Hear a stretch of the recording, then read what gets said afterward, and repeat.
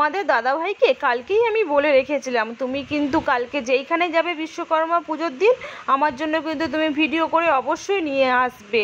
যেই কথা সেই কাজ। তারপরে তোমার দাদাভাই সকালবেলা স্নান করে চলে গিয়েছিল। তারপরে অফিসের ভিতরে তো ফোন অ্যালাউ নেই, তারপরে একটা রুমে ওদের আর কি অফিসের কাজ হয়, ওই রুমটায় দেখো বিশ্বকর্মা পুজো করে নিয়েছিল সবাই মিলে। সবাই বিশ্বকর্মা ঠাকুরকে একটু প্রণাম করে নাও। আর তোমাদের ওইখানে কবে হয়েছিল কমেন্ট করে কিন্তু অবশ্যই জানাবে। পুজো হয়ে গেছে, তারপরে দেখো এইদিকে প্রসাদও হয়ে গেছে, তাই না? বালতিতে দেখো কত প্রসাদ রাখা আছে।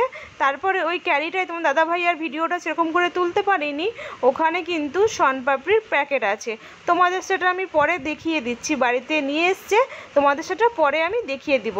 তারপরে পুজোর প্রসাদ আর কি সবাইকে দিয়ে দিয়েছে, সবাই খাচ্ছে। ক্যামেরাটা সেইভাবে ভালো করে করতে পারিনি, কারণ তোমার দাদাভাই তো অত ক্যামেরার আর কি এক্সপার্ট না, তাই ভিডিওটা ভালো করে করতে পারিনি। তারপর বাড়ি চলে এলো যথারীতি। তারপরে দেখো এসে এই প্রসাদগুলো নিয়ে এসেছিলো। তারপরে অনেকগুলো নারকেল নিয়ে এসেছিলো, ভাঙা নারকেল ছিল, প্রসাদের নারকেল অনেকগুলো নিয়ে এসছে। নিয়ে আসার পরে তারপরে দেখো এখানে বলেছিলাম না শনপাপড়ি, এই এক প্যাকেট করে শনপাপড়ি সবাইকে দিয়েছে।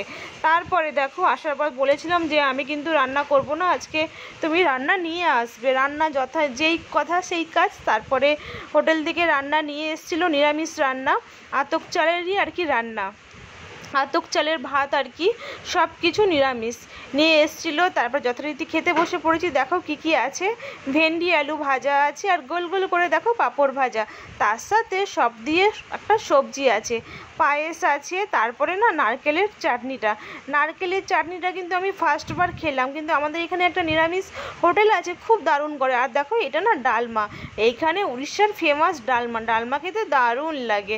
তারপরে দেখো খেতে বসে পড়েছি, প্রচণ্ড খিদে পেয়েছে, কি বলবো, অনেকটা টাইম হয়ে গেছে, আজকে সারাদিন প্রচণ্ড পরিশ্রম গিয়েছে। রান্না করিনি তাতে কি হয়েছে, কারণ আমরা যারা সোশ্যালে কাজ করি না, আমাদের অনেক রকম কাজ থাকে, যারা করে তারা ঠিকই জানে, তাই না?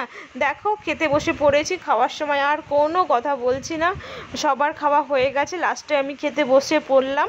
তো ভিডিওটা বন্ধুরা কেমন লাগলো অবশ্যই কমেন্ট করে জানিও।